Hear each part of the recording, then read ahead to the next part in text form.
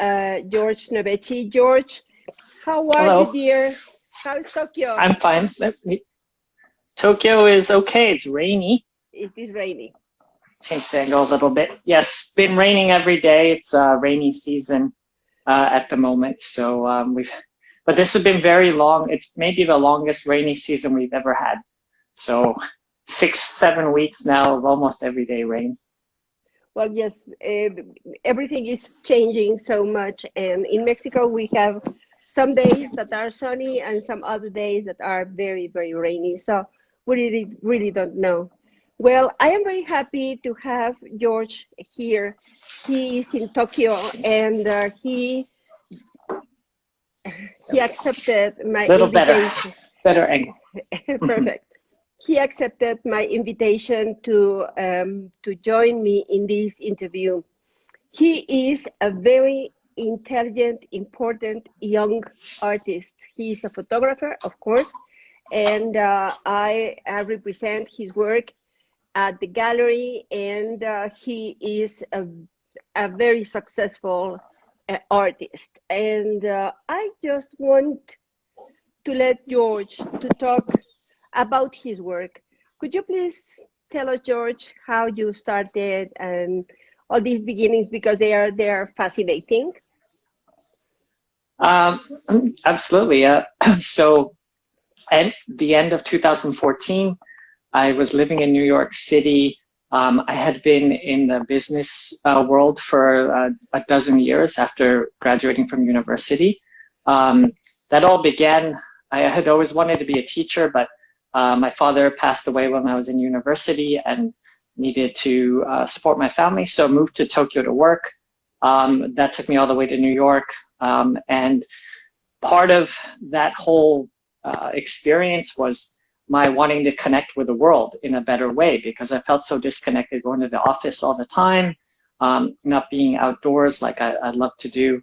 And so photography naturally sort of found me during that time. And the first place I went to learn my craft was the Southwest, like this photograph in New Mexico and Arizona. And I left everything behind. I put all my things in storage. I left my apartment in New York and everything behind. And I didn't know when I would finish my journey. But for almost 3 years, I traveled mostly around the Southwest United States, learning photography, being self-taught, but also learning from some of the masters who live out there as well. And so everything was just through experience and being alone kind of in the world. And that's also a little bit about what this photograph here at Monument Valley is.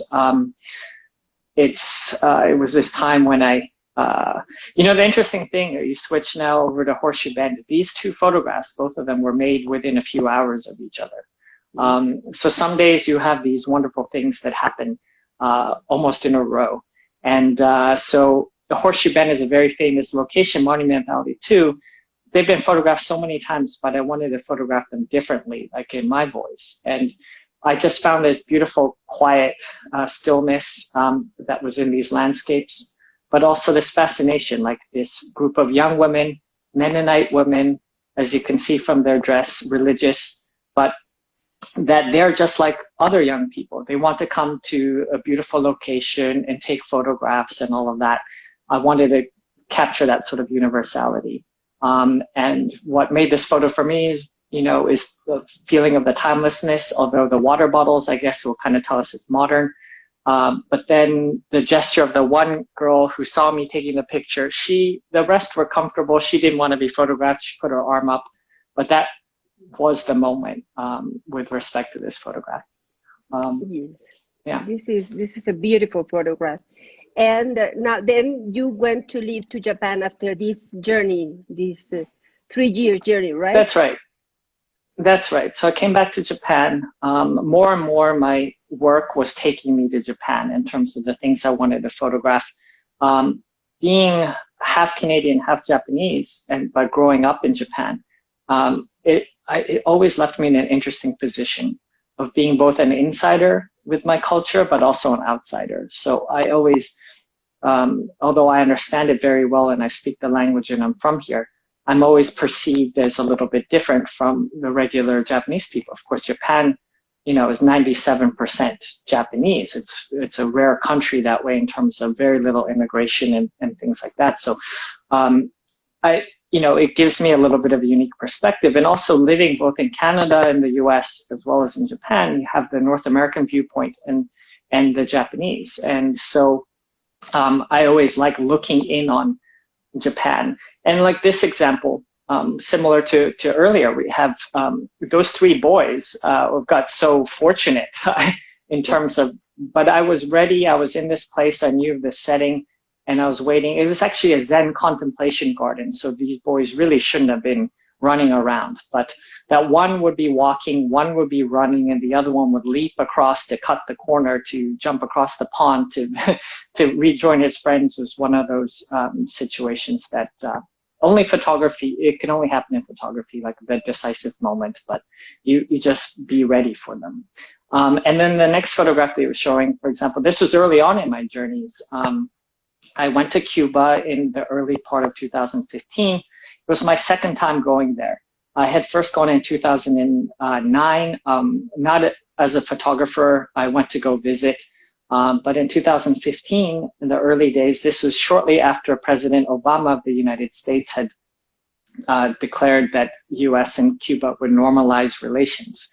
And I just thought there was going to be a significant change in Cuba coming. And so I wanted to get there before that happened to capture it one more time. So I hired a driver like this car, and we traveled solo around the countryside for 8 days, and was photographing Cuba in transition. But this was, again, very early in my photographic journey, when I first started learning really to use the camera. And but I think it speaks to the way I see the world. Different framing, different filling the frame with different things in each corner. The steering wheel is important. Of course, the young man climbing the fence who sees us coming, he's going to join his friends in the back in the field to play baseball. But moments and trying to like an emotional quality to the photographs, what I seek. Well, yeah. So that's also with yeah, this one. Yes, that's Mm-hmm. the same. Yeah. Oh, I'm sorry. Well, That's okay. those were like that. I don't know. Maybe they are repeated. Maybe I really can't understand these things. I really think that I do too much. being my age and and the things I do, I think that I do it pretty well. Well, George, No, you do wonderful. when I met you, and I met you at the Photo Fest in Houston, and I saw your work. I was really drawn by your work, and your work is so still and so intimate. And even though you are photographing a scene, or you're photographing a landscape or whatever, there is something that is different from every other photographer I know, and that makes your photography unique. And when I met you, you were doing these windows, which is a beautiful series, which we showed at the gallery, and some of part of it, and the train, the studio, all this, everything behind the photography. And I really enjoyed your work. And could you tell me, because I saw this work that you made in Cuba, I haven't seen that before, but there is a car, there is a window, so there is like this start of the windows, is it? Yeah, I mean, I think that there are a few things. Again, so why windows? This is a very important question. And then the same applies even to a photograph like this. I think there's a difference between a door and a window. A door we can open and we can walk through it into another world. And a window is a little bit different. We can view upon it, but there's something like a screen or glass, something separating us from what is there. and outside, and we want to connect to it. It's like I liken it to a stage, a theater, and what's through the window is the stage, and there are players, and life is happening on there. It's performed, but we're in the audience, and we can't go up onto the stage in the middle of the performance and interact with it. We can only observe, and so much of that came from my childhood in Tokyo, looking out of the windows of my apartment, high-rise apartment building, looking out at the bustling city of Tokyo and feeling quiet, right? Because if I go out into the world, it's so noisy. There's so many people. There's pachinko parlors and there's horns and announcements happening all the time. And through the window, it all becomes this beautiful, quiet world. And again, that feeling of wanting to connect. So seeking, longing, when I did the Windows series and everything, a lot of it was about connecting with my father and those memories that I missed him. And I had never really had the chance to process all that because I'd gone into the business world. And so just looking out, seeing moments of contemplation where other people are thinking about things. This photograph, the one before with the two people looking out at the world, the conversation that I can imagine between the two, but it's very quiet, elegant conversation. And just the sliver of the light that's out there, the light is beautiful. The color of the trees. Yes. Thank you. And the woman on the far side of that water. And for me, I pay attention very much to the details in my photograph, but all of it is in a way to try and release the emotional energy of the photograph. So I'm watching for the woman to be in between the shoulders of the two of the couple who are in conversation, and for her reflection to be seen in the water too. And I'm looking at the angle of the man's hat so that it works with the angle of the shadow coming down, but it doesn't touch. And all of that is because I want you to connect, feel right into that subject, and not be distracted by compositional elements. That I'm trying to seek something that feels not forced, that feels natural, and so we can just look more directly into the world. And the next photograph as well, it's all about things that happen and being prepared for them. I was on a plane. This is 2016. I'm in Hokkaido, which is in northern Japan, a very wintry place. And we're in a blizzard. And my plane is on the tarmac here. We're about to pull back from the gate and head out to fly back down to Tokyo. Now, there's a lot of snow out there and a lot of ice. And so they've taken the hoses to de-ice the plane. So they put antifreeze and they're spraying down the plane. And so this liquid comes all over the window. And looking out through that, I suddenly see a possibility of an abstraction of the person, the lone figure out on the tarmac, and then there's one more in the distance under the other plane, but just looking through that. And it's sort of, with this photo, I see him looking at me almost and then looking back out. So as a viewer, we see it from both sides, from their perspective, but also from ours, looking out into the world. George, I haven't asked you this question ever, but I want to ask you now because I see these moments. You are always carrying a camera? I do. I always carry a camera because for me, even though I'm not a documentary photographer and I'm not a photojournalist, but in a sense, I guess that I am documenting life, everyday life, the authentic life. Like every photograph that I make, whether it's the windows or everything else, nothing is staged. I never stage anything. It's always about what I find in a place. And so if the objects that you see in a room are what they are, that is what they are. Everything is found. Everything is discovered. Everything is real and authentic. This too. This, at first, I'm reminded of Hiroshi Sugimoto's series of the dioramas in the museum in New York, Natural History Museum. But this was different in that we put ourselves in the place of the fox, in that the fox is looking out into his world, and we feel with him. And it's only when you realize, wait, the fox is also looking out, that, you know, this can't be a diorama. It cannot be a stuffed animal, because it would be posed looking at us then, right? Instead, it's alive, and it stopped for a moment. He stopped for a moment, and he looked out. And this was in Arizona, and he's, I think, a diabetic gray fox. And so he's been rescued. But he's looking out at this world of his, and we join him in looking out at that world that he lives in. So whether it's human or it's animal, it's the sort of same idea of looking, of seeking, of longing, connection, and contemplating, you know, what's out there. Yes, and I can see that in your photography, which I really enjoy, and you know that I really like it very, very much. Marisola Adalid is saying hi, George. She met you at the gallery, and I want to ask you, what kind of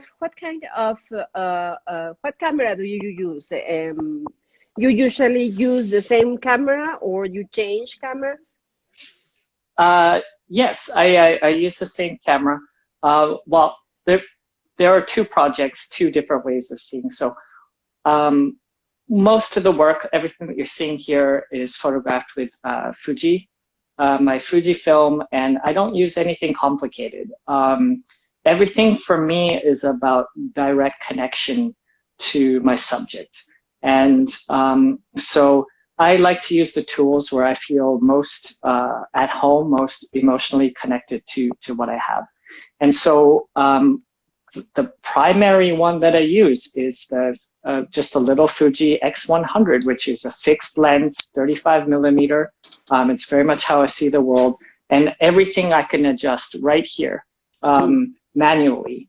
And it feels like the most like an extension of me in terms of direct access to what I want to photograph.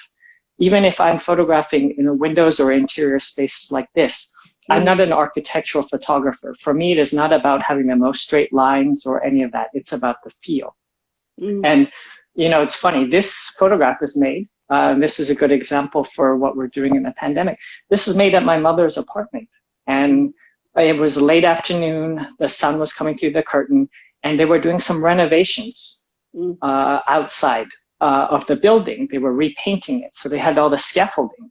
And so there were people there, and I saw the silhouettes, and I thought at first I would, you know, photograph it, and I did, where there were more obvious shadows of people. But then I thought, I love this one where then the construction worker was leaving the scene, leaving more to the imagination about that other world out there. And in the interior space, you know, my mother always gets a little embarrassed about this photograph because it shows some of her belongings and things like that, but it shows a lived-in space. And that's very important to me because it's about warmth, you know, where people live, where people do things. So that's the one camera that I use. And then if I need something else, I will use another Fuji with a prime lens, like a 50 millimeter equivalent. But basically I live between 28 and 50. I almost never go longer than that unless I am in a situation like photographing wildlife, then that's different. But otherwise, I always live in that space. And to change some of what I'm doing now, I'm using a medium format film camera, Mamiya. And that has a very different framing, a 6:7 ratio. So that changes up my world a little bit. And so, and that work I'm still not showing, I'm just adding to and building slowly. And I use it for different purposes. It has a very different feel in terms of how I use this space. But there's something great about that too, because there's only 10 shots per roll.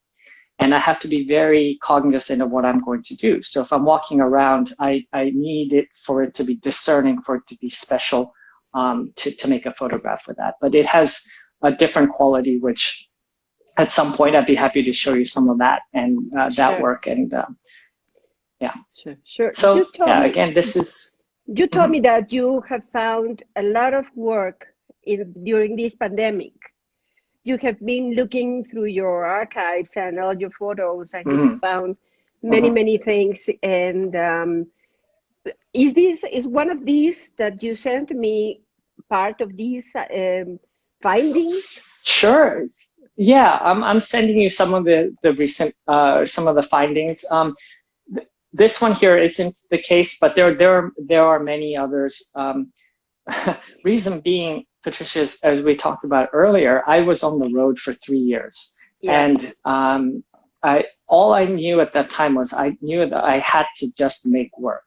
And even when I came back to Japan, I continued to just make work. I didn't know I was driven more by the process of the creation of the photographs and that journey versus the current journey now, which is now into my archives to see what I've made over that time. And I do appreciate now, it's strange, for a long time I felt anxiety, like I need to make time to go through the archives. How am I going to find the time? I'm always on to the next project, going to the next place to photograph. And it's not always the most exotic place. It could be just around near me or things like that. But I was always out there. And the pandemic forced me to kind of just sit back and start to look back at what I've done. And there are things that, 4 years ago I thought were pretty good, that I thought I might want to publish, that I look now and think, no, I'm glad I waited. And then there are many other things that I just hadn't even realized or remembered that I had photographed, that I come back and I start to see all these projects. So coming out of the pandemic, I hope that I will have 5 or 6 very, very strong projects that are that I photographed over that time that I never had a chance to go through. So I try to see the positives in what's happening. And, for a little while, I did take a pause myself in terms of actually making new work during this time, but I'm starting to emerge from that and make photographs too. That is so yeah, this is another sort of typical situation.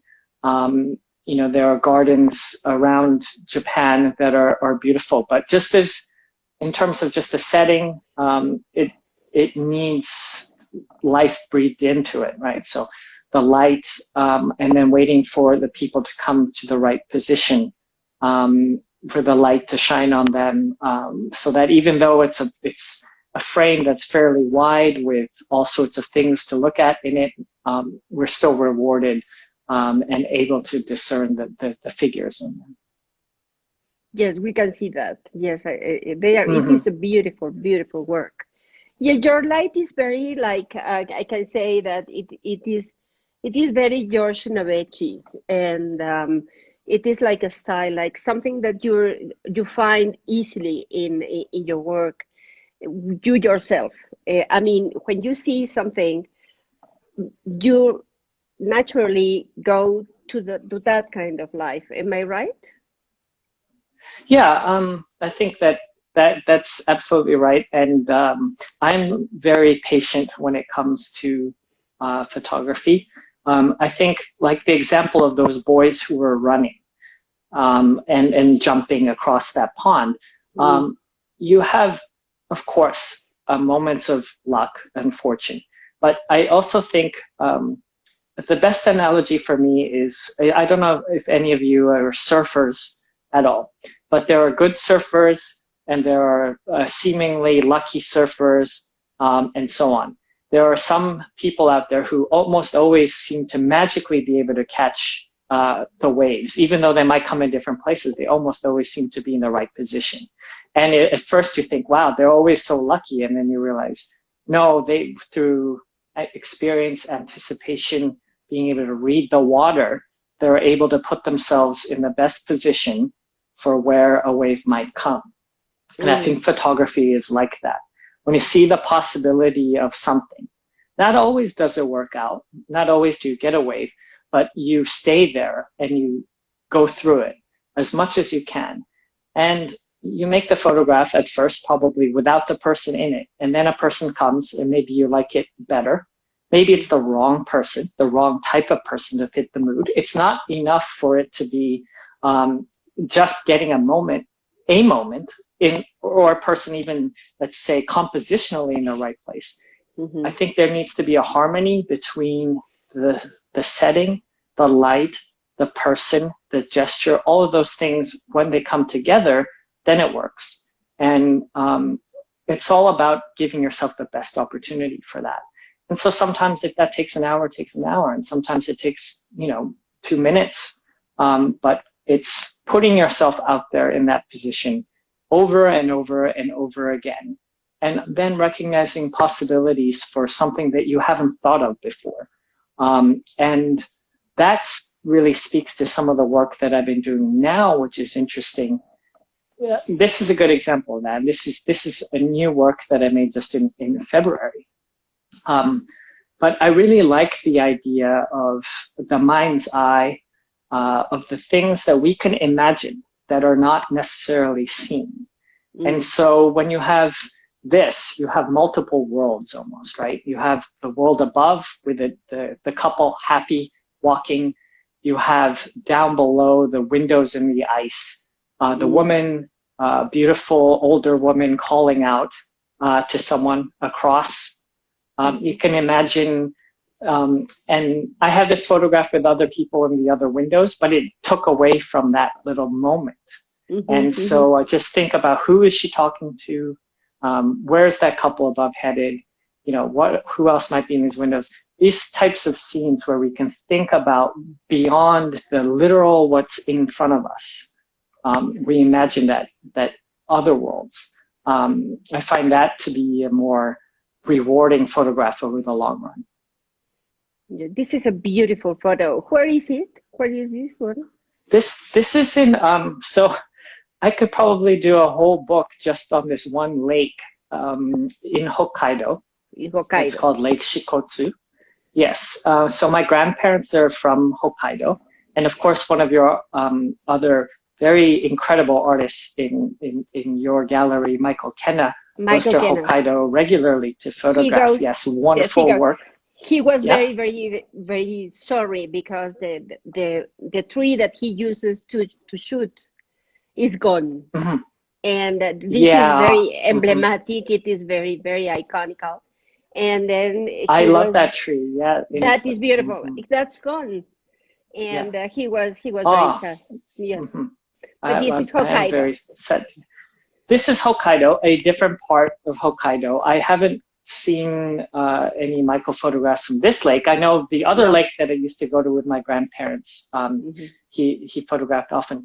But I used to come here with my grandparents from when I was very little. And I have so many photographs that I've made from this area, both in the windows and in other works, and like in some of my new landscape work as well. But it's a special place for me in terms of memory, but also that photographically I'm in the zone when I'm there.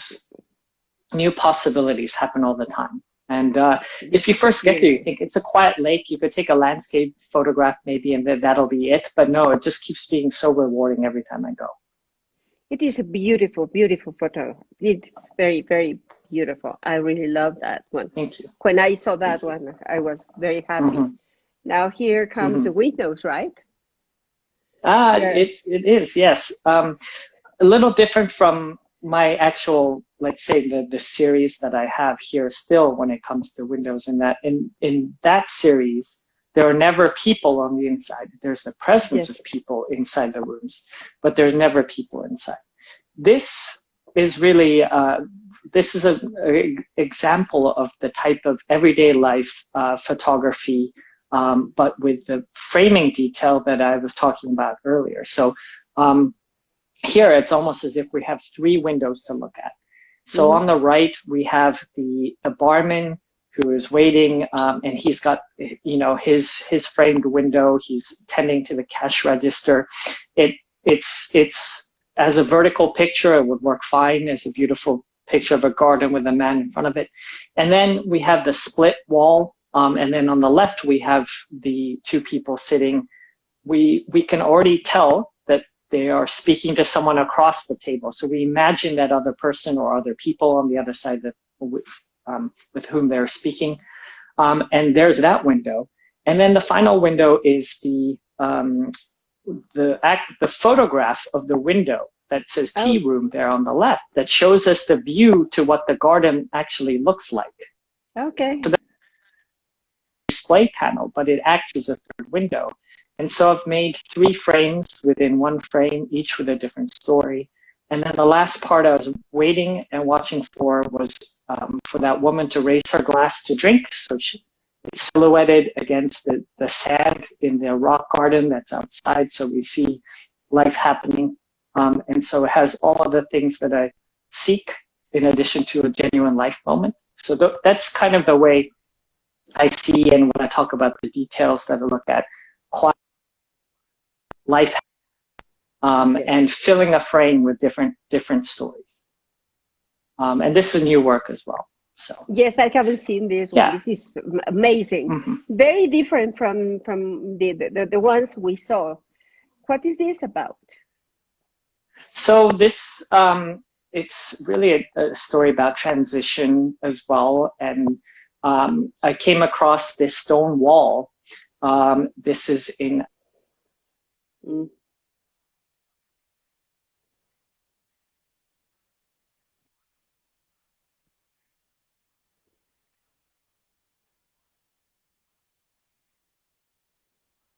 some of my other photographs with snow. There's a certain time when snow is falling on rocks where it looks like this wonderful texture. And similarly with leaves, if you're there at the right time and you find like they're not all just at the bottom, some are at the bottom, some are partway down the stone facing, you can see the distribution of them falling. And the leaves transition on the tree on the left is green, most green, and then it's yellower and yellower. And then after all of that in the frame, the discovery is then that there's the older gentleman who's in that space between the rock wall on the right side. You just discover him almost last in this setting. Again, just speaks to quiet and transition and time and sort of contemplating and all of those things. Yes, this is a beautiful photo, and he surprised me. And I'm talking to the people who is listening and to us and looking at us. He surprised me really with the photos he sent me.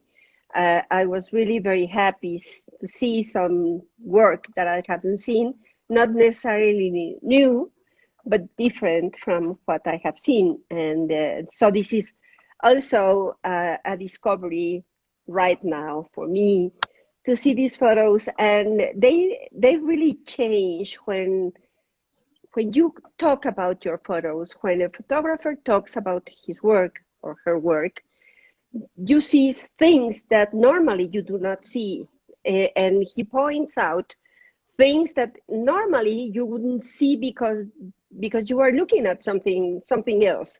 And I think that photography requires time, also patience, not only to the photographer, but also to the person who is looking at the photo, watching it, really a spectator who is looking at the photo and finding the moments, the light, how it hits, the color, and the attitude of the people, and how even if your hand, George is there because your hand, your eyes, your understanding is there. You are not there. No, you let the things, or you let the landscape to be, which is quite difficult because you do not intervene, but you take and you really catch what you are trying to say. And I think that it is very, even though they are quiet, it is very vivid and very solid, your discourse in the photography. I don't know if you feel the same. Well, thank you. I guess there. Of course, I'm photographing with intention, and as I said, I'm usually trying to find something visceral, something emotional, something beyond just the literal. Like, it's not just about graphics, it's not just about moments, it's about the feel of a place, things like that. But as I spoke to earlier, I want, when you look at the photograph, to feel like, oh, yeah, that's natural. I mean, that is the moment, that is the right time, that is the feeling that I should get, that is the composition that it should be. You don't spend time going, well, I would have photographed it this way or turned it that way, or I would have done something. Instead, it feels like, oh, that feels normal. But I want you to feel like you could make that photograph. And if I've done that, then in a way I've succeeded, that you feel, oh yeah, that's natural, and that's how I would take it. But then as you start to get into the little details, the little layers, you just think about all the different things that went into it, like that example of the 3 panels. And that it just feels normal that the woman's hand would be up to have that. But no, you have to wait for that. You have to envision what that could be. Right. You know, imagine moments of a conversation. And same with this, like this example of the picture window. Yeah, tree in the right place, the gardens, the layers all the way back, all of those things working, the light working. And then it's, where do you want that person to come in? Where do you want them looking? You know, they could be right in the middle or off to the right. They would block more of the view. But you have just enough of the person if it's on the left that you could still enjoy that view. Now you put your yourself in the place of that person as well. You're both looking onto him, but also looking out onto what he's looking at. And but without the explanation, hopefully it works, that you just feel, oh, this is natural. This is how I would take this photograph. There is a question for you, George. Sure. In terms of your practice, do you consider yourself an observer or an actor? Oh, I think I'm very much, I would put myself in the observer category. I'm a seeker. What I try to do is have a heightened awareness of life unfolding around me. So it's like walking around with almost a radar on to the possibilities of things. And I don't force situations. But what I do, as I said, it's like surfing, is that I think surfing is very much actually sort of like a passive, in some ways, a passive sport, in that you are the best way to catch better waves, to me, is really just finding almost like a Zen state. And you just observe and you watch for the waves coming. You try to position yourself for that.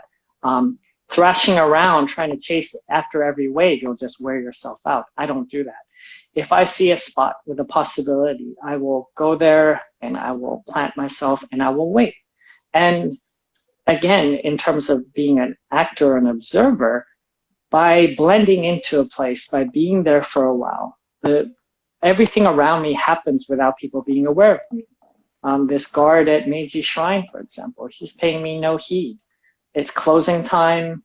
It's dusk. We had the biggest snowfall in several years in Tokyo. That one day I spent 12, 14 hours out photographing because there were so many possibilities. It's just a rare situation. And wow. So I observed the things that were happening here. I placed myself in this position, a view out to the grounds. There were no people left except the security guard and me. Dusk, and the sprinkling of snow. This is a little bit like the leaves when I was talking about the little texture that happens when it lands on stones or gravel. But just to address that question a little bit more, one of my great mentors and friends, Sam Abel, always talks about meeting the world halfway and then having, hopefully, the world meet you. And I think that I probably go out there, meet the world a little more than halfway, and then I wait. And then so I let life unfold. Yeah. Yes, a photographer should be very patient. And I know that, and this is very important to make this point, photographers have to know what they are looking for. You have a project, and then you go outside, and then you look at things, and then you are waiting for the right moment. So you are aware that you are going to have a photo. And people really misunderstand what is the decisive moment, the decisive moment. I have to take the photo right now because this is the time I have to take it. And people really think sometimes that it is just a click, it is just I push the button and then the photo makes itself, or they just go to beautiful places and they think that the photo is there. And no, no, no, no. The news is that photographers work very, very hard. And when I met George's work in he didn't go to see me. He wasn't looking for me. There was an exhibition and I found him. And it is rare for me to go to this. This is I really don't go to look for new artists, but I was really, really very surprised to see George's work, and I really loved it because I felt the emotion, and his photos make me feel, I think, the emotions that he has when he is taking the photograph, and that makes me very happy. I think that he's one of the best artists I know. And now this one is where? Oh yes. So yeah, these are some of the new works coming out of the archives and things as well. So this is in northern Japan, in the prefecture where my grandmother was from. This is in a gorge, which is not very famous except maybe to the locals. And there are boatmen who will take you along the gorge and things like that. And they have koi that are released, I think, in parts of the river. And they congregate around because they're hopeful that the tourists will come to feed them, bread or things like that, etc. So they congregate in this area. Well, this is one of those situations where the boatman comes and we get dropped off at this riverbank. Everybody, all the tourists rush off to go see whatever site there is to see. I just stayed behind. And I can't tell you how many photographs that I've made that have been the result of staying behind, but many. One other project that I've been, sort of starting, Patricia, is I call it photographs that I made while I was having coffee. And there are, it's metaphorical in a way, but it's also literal in that so many photographs have come when I've slowed down and I've stopped running around chasing them. So this is what I was talking about earlier as well in terms of observer versus actor. If I find a place with a possibility, yeah, maybe there's another one around the corner too, but I like to stay in a place and see what might happen. And, this combination of the boatman waiting, lonely, the gorge, and then the koi swimming into formation along this, leading us in, worked, but only because I stayed with it for a while. And another example of that the train photograph in the window, which I don't have here, but that's okay. It is beautiful. That one is also beautiful. Beautiful work. I didn't put it in because you didn't send it to me. Yeah. Well, yeah, we've also seen that work, and you couldn't see that at Patricia's website. But that also came from my staying in one place. I was having coffee with the potter. I, sat and waited. There was a beautiful gorge outside as well, but all these fall colors. I could have run out chasing after that, but I didn't. I stayed. I stayed and had coffee, and I waited for that train. There was only 1 hour of that train, so I knew I needed to wait, and I knew the possibility. So it was all about just staying there and being patient. This as well. This was a difficult photo for me to make, I will admit. But it was a new direction for me. So one of the other projects that I've been doing is one about love in Japan, and love in all forms. It's not just about romantic love, but the unspoken gestures in Japan with how we express love. Mexican people, Latin people are so beautiful and expressive in how they tell each other they love each other, and how we show that. In Japan, it's so suppressed. It's subtle. It's really unspoken, and people don't say I love you or I care about you. It's all through all these little gestures. And so I started exploring that, both because I'm mixed, and so I always feel something when I'm seeing that repressed love in Japan. And then, of course, young people are starting to break that mold, and all of that's really very interesting to me. But I knew this spot with these beautiful trees, which in this one garden in Japan where they get a lot of snow. And so those ropes that you see in the back, they are used to support the branches, because heavy snow will snap those pine trees. And each of those pine trees is very old, hundreds of years old. So they have that as a background. And then we have the storm light. So it was stormy, it had been raining, we have like gray cloud, like all of that makes everything else pop. And that is a great spot to take a picture. And I know that couples who are having their wedding photographs done often will go there. So I waited in that spot. And I was not in the way of the wedding photographer at all. They went and photographed, etc. I just held my ground that whole time. And then they were moving on to the next location.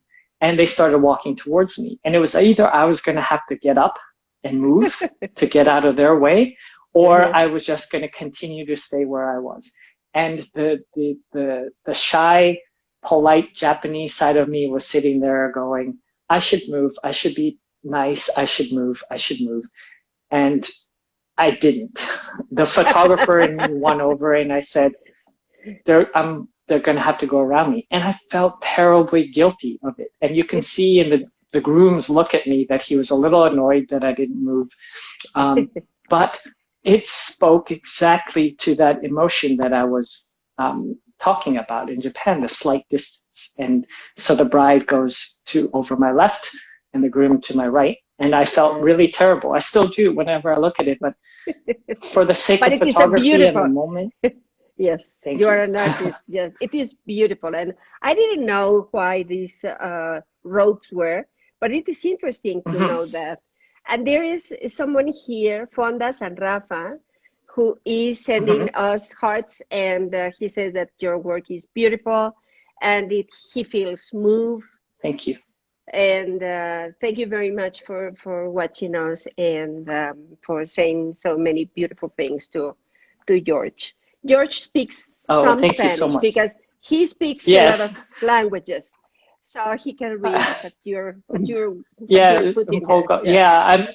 It's a little hard to see because each message, then if someone else posts, then it moves up on me, and I'm a little far away to be able to scroll back. But I just want to have my hands free. A beautiful photo, a beautiful photo, and I didn't know that it was a place. Oh, look at this. Look at this. What a wonder. Tell me about this work. So you might find this hard to believe, but 3 of the photographs you have shown this evening are all from the same place. And this is the same pavilion as the 3 boys jumping. It's the same place as the couple who were looking out across the pond at the other woman. This is just different time, different visits, different time of day. And this is a Zen garden, a modern Zen garden. It's a museum dedicated to the life of D.T. Suzuki, who is the person, there are many books on him in English and Spanish. He is the person who introduced, I think, for many people, Zen, the concept of Zen Buddhism to the Western world, who explained it. And there's a beautiful museum dedicated to his life and his teachings. But it's modern. It's a very different type of contemplation garden. But sometimes what you have here is you have businessmen who come to this garden to think and to reflect. And this was in the autumn. Again, storm clouds, so that adds to that gray sky. And then blue hours, so the sun had just broken through the clouds and lit this as well. But one person here walking is the security guard, also in a dark suit, and then the other person is the person who was visiting. And I just love how the two of them, they walked crossed each other and kept going, so that they're walking, pushing away to the edges of this frame. Tell me, the color of the leaves of the tree, what the color is because of the light of the Yes, music? because of the light. Yeah, because of the light. So the sun has set behind me over to the right, and the building pavilion is like a light cement color. We saw that earlier, I think. So it's a light gray, and then you have the dark gray above. And so this is like just a few minutes after sunset, and the combination. I've been to that garden many times. It's about a 3-hour journey from Tokyo, so it's not like I can go there every day. But when I go, I always spend a lot of time there, and every time something happens. It rains, or there's a storm like this, and the light changes and becomes unique. And so that's one of those situations. This is beautiful too. Well, I am trying to pass the photos because, and I want to tell you something. George is coming to Mexico to make an exhibition with me, and we really don't know when because of the pandemic and what we are living right now. But we are planning an exhibition, a solo for him. We don't know if we are going to be, well, he's going to be in Acme. We don't know if he's going to be in Sonamaco or at the gallery, or I don't know, whatever happens. But I will let you know when he is coming, and I am sure that you will be shocked about the beauty, because these look beautiful, but the smartphone is so small, and you cannot really take the pleasure of looking them as in person. And these are just amazing. The colors are just beautiful here. Thank you. Yeah, one of the things, the other nice things about pandemic time is the ability to be making prints and going through work and things like that. So there's other things that I'm doing. I have like a few examples here. This one probably will show a little easier than some of the others. But like this is, some manicured pine trees. These are all like the sort of new Japanese landscapes. And then there's this one which won't I have it here. Work so well. It is this one. You do have that. Right? Okay. Yes, it is. Yes, you have that. Yes. Yeah. But it works so much better as a print than on digitally because of all the textures. And another example, which I didn't send that one to you, but this one in a larger size, it is, you can, this is real, not, oops, sorry, position it right. I was astonished when I saw this. It was mid-October, and the moonrise, again, blue hour. On one side of the cliff was sunset.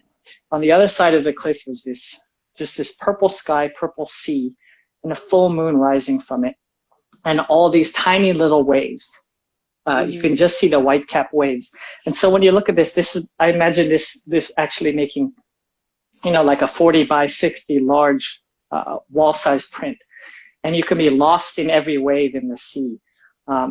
Things like that. So these are all just the test prints that I'm making, but make all my own prints, every one of them I make here in Tokyo, and then send them to Patricia or what have you. But I like being involved in the entire process, so I don't outsource anything. It's all done here. Yes, I know. And then this I want to see this one with you, which I really loved. Okay. Yep. So that's again an intensity of composition, of things happening, of life, but stillness. So these gulls, we're on a boat. In the distance, you see actually all the sticks you see. That's where they grow seaweed in this bay. So the seaweed for sushi, nori, but they grow them on those sticks, and so you have that out there in the backdrop. And had the rainy day, not stormy, but just a rainy day, And there were these people who were trying to feed these gulls when we were on the ferry crossing it. And so this was one where, again, I'm trying to incorporate the back of the landscape all the way through, so we have a feeling of where we are. And then the person's hand as they're tossing the little cracker to the gulls. This is beautiful. And then we have this one. Is this from your department? No, this is not from my apartment. I wish I had such a nice view. No, this is also in Nagasaki, and this is at a cafe. And so I talked earlier about photographs I made while having coffee. Well, this was another one of them. So I sat down, I ordered a coffee. They had this fancy machine that does an old style of brewing that like comes all down. So I had some time. And I realized that at this window, outside the window, this is an escalator. There's an escalator going up the hill. Now, people who don't want to walk the hillside can take an escalator all the way up to the top. It's very nice in this park. And I saw the little sugar sticks that had the little red inside and the drapery. And it's a little hard to see digitally, but the tassel that they use to hold the curtain in place also has a little red apple. So there's these little hints of red and color in there. And then, of course, it's not enough to have just a person, any person. I waited for the right person, this woman wearing a beautiful red cardigan, to come up the escalator, just to introduce that little bit of color.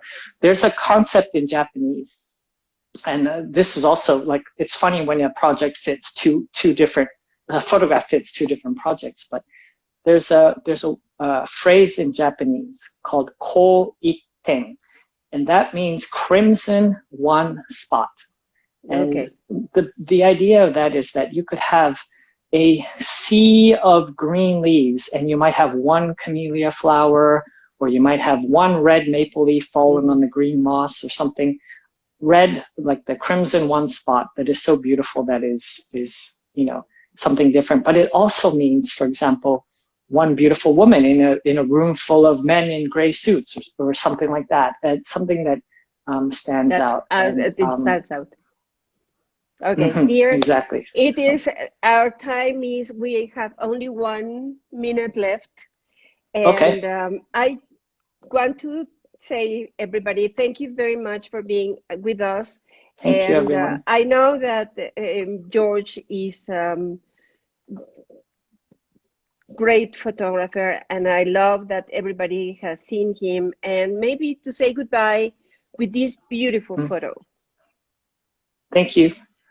Thank you, everyone. Muchas gracias. I can't wait to see you all in Mexico City. Just wanted to say that I love Mexico City. I love Patricia's gallery, and Patricia is always so wonderful. So thank you.